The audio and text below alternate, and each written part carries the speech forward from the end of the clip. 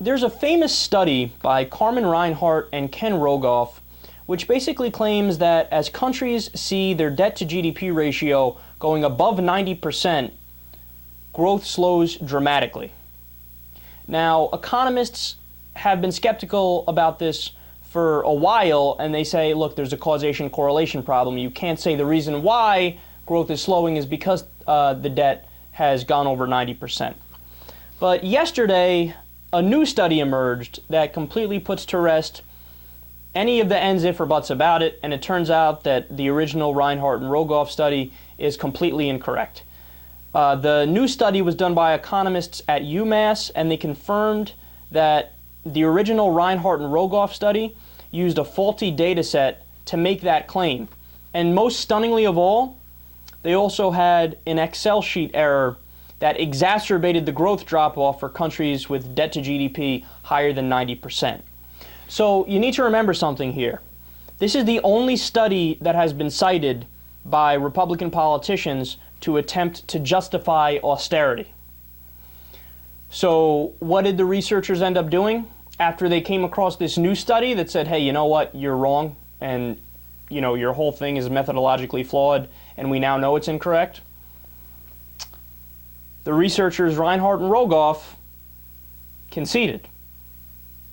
In fact, they admitted that they were wrong. Now, to be clear, they didn't do like a full backpedal, and they didn't say, oh, well, we retract the entire study and there's no validity to it. Because, in fact, even if you look at the proper data sets, it turns out that economic growth, on average, is slightly lower when debt to GDP goes above 90%, but it's not nearly as dramatic as they made it seem to be.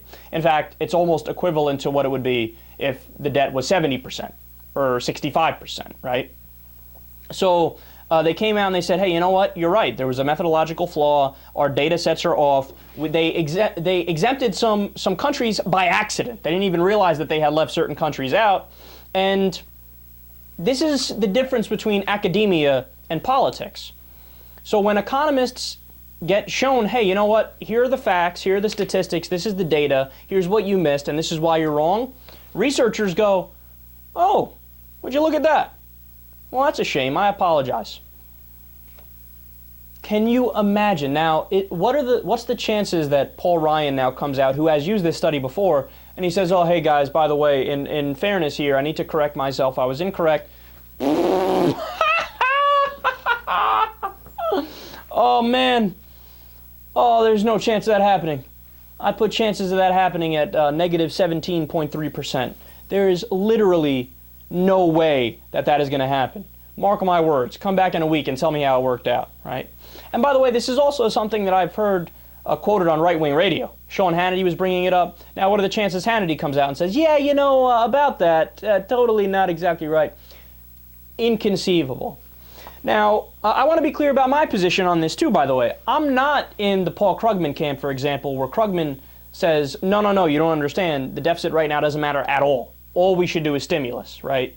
In fact, I'm in the camp that the deficit always matters, the debt always matters. If you go too far, you are going to devalue the dollar, and there's a million cases in history I can point to, right? But I think you need to do both austerity where it's appropriate, so namely cut corporate welfare to the bone, cut the Pentagon at least 50%, cut pork barrel spending, and things of that nature, right? You can do austerity and stimulus at the same time, whether it be for a green economy or infrastructure spending or high-speed rail or whatever it may be, and you can get both things accomplished. You can lower the deficit and increase economic growth, and you can do